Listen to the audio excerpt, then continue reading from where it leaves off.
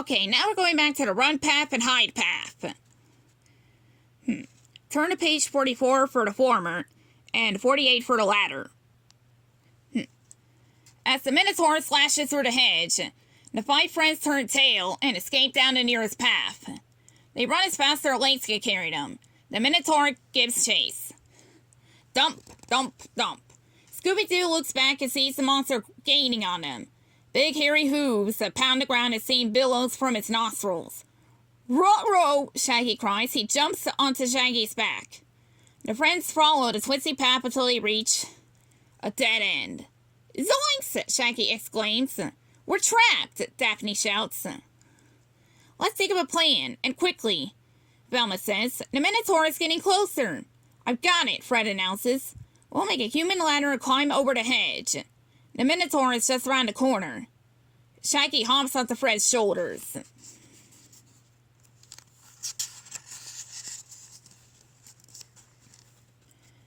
Fred threads his fingers together, making a stop for Velma. She puts her foot on his hands and hops up onto Shaggy's shoulders. Daphne follows and they wait for Scooby-Doo to climb up next. Scooby-Doo, where are you? The friends ask. They teeter and totter, slowly losing their balance. Roar! The Minotaur is cornered the canine. He grabs at Scooby, who slips under the monster's hooves and runs toward the gang. The Great Dane climbs up the human ladder and reaches the top of the wall. He loops his tail around Daphne's arms and yanks, hoisting his friends into the air and over the hedge. They land in a heap but tumble all the way down a high hill. When they finally reach the end, everyone gets up and dusts themselves off. Phew, we made it. Great job, everybody, Fred says. Not that great, Daphne replies. Look up. The members of Mystery Inc. stare at the mansion at the top of the hill. It looks like it's a mile away, Shaggy complains. Now I have to start all over again. I'm not walking all the way back, Daphne says, sitting on a log. She puts her cell phone out and starts dialing. Let's see if Mr. King can send a limo for us. The rest of the gang takes a seat and waits. All is not lost, Velma says, reaching into her bag. I found some Scooby snacks. Scooby-Doo licks his lips and says, Scooby-Dooby-Doo! And that's the end of that path. But we're nowhere near done. Our next choice is the hide path. I got an idea, Fred whispers. Follow me, gang. He points toward the mausoleum and signals for the others to keep quiet by putting a finger to his lips. Fred, Daphne, Velma, Shaggy, and Scooby-Doo tiptoe to the tomb. The Minotaur continues to tear his way through the hedge wall. When the friends reach the mausoleum, Fred pulls on the heavy door handle. Drat, he says. It's locked. Jeepers, Daphne says. How are we going to get inside? Like, leave it to Scoobs, Shaggy says. That's right, Scooby-Doo agrees. He pops out a claw and sticks it into the keyhole. He jiggers his finger up and down and side to side, sticking out his tongue for concentration. Then suddenly, click, the lock pops open. Rada! Says Scooby, taking a bow. Great job, Scooby, Velma says. She reaches into her bag and hands the dog a Scooby snack. He gobbles it up and licks his lips. Rummy, he says. Finally, Fred pulls the tomb door open, and the gang clambers in. They push it shut, lock it, and lean against it with all their might. Roar! Outside to hear the Minotaur roaring angrily. He's torn through the wall and his thundering footsteps rattle the mausoleum. Spiderwebs of dust to shake loose and rain down on the gang.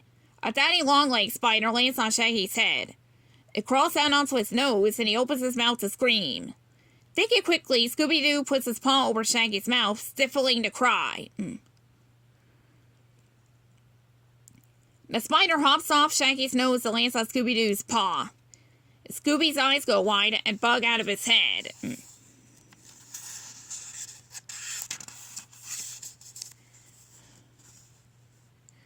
He opens his mouth to scream, but Velma clamps it shut with her hand. Shh, she whispers and brushes the spider away. Stay calm and I'll give you a Scooby snack. Okay, Scooby-Doo says. If the gang stays in the mausoleum, turn to page 78. If they go outside, turn to page 51.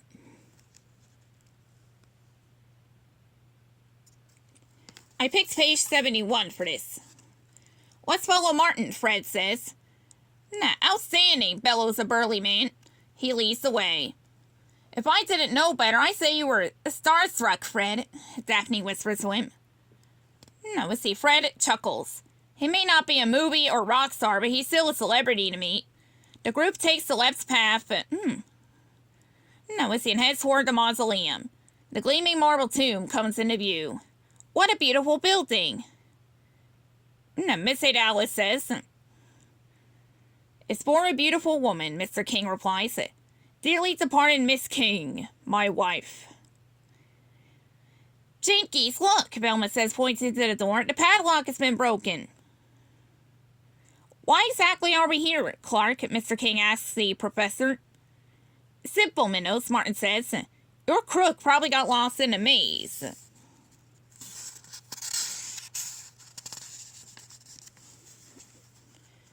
Let's see, Martin continues. He needed to hide the stolen goods until he could come back and get them. This is the perfect hiding spot. Mr. King enters the crypt and inspects it. He finds a leather satchel tucked away behind a marble column. The tycoon looks inside, discovering the stolen items. By Jove, he's right. My valuables are here, Mr. King declares. Everyone cheers and thanks Martin Clark for his ingenious suggestion. How did you know that, Martin? Fred says. That's easy, the archaeologist answers. I'm a professor. I know everything. The case is solved. We can all go back to our lives, Mr. King says. Thank you all. I'll make sure to reward each and every one of you. Sir, what about the Minotaur? Velma asks.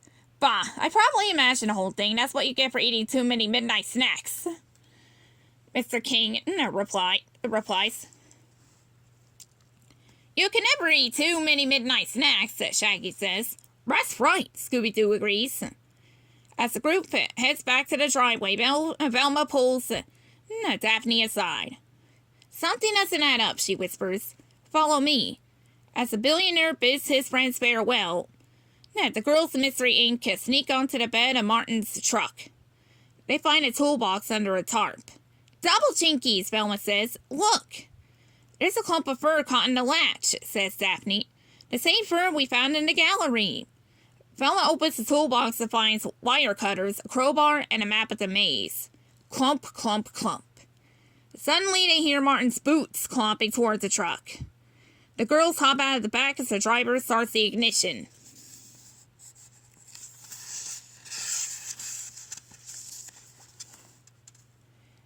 This Dr. Clark isn't the only beast hunter around here, Velma says. We're going to give him a taste of his own medicine.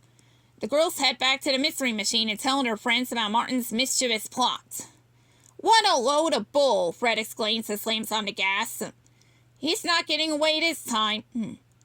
Zoinks, Shaggy cries. Like, here we go. The mystery machine burns rubber and disappears in a cloud of dust. And that's the end of that path.